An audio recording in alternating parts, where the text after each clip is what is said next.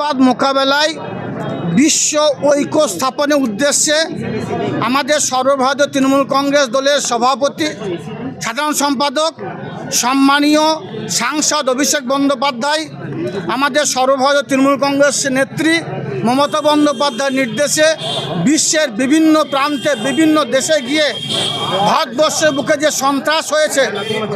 যে ২৬ জন তরতাজা প্রাণ গেছে, যাদেরকে নির্বিচারে গুলি করে নৃশংসভাবে নিষ্ঠুরভাবে হত্যা করা হয়েছে, সেই বিষয়গুলো সারা বিশ্বের দরবারে তিনি তুলে ধরেছেন এবং সারা বিশ্বের মানুষকে ঐক্যবদ্ধ করার চেষ্টা করেছেন। এবং আজকে তিনি আমার রাজ্যে ফিরছেন, স্বভাবতই সে উদ্দেশ্যে নানুর ব্লকের তথা নানুর বিধানসভার যুব সভাপতির নির্দেশে এই মহামিছিল আয়োজন করা হয়েছিল। আমি আমার বিধায়ক থেকে শুরু করে পঞ্চায়েত সমিতির সভাপতিরা, ব্লক নেতৃত্ব, অঞ্চল নেতৃত্ব, আমরা সকলে তাদের সঙ্গে পায়ে পা মিলিয়েছি মাত্র।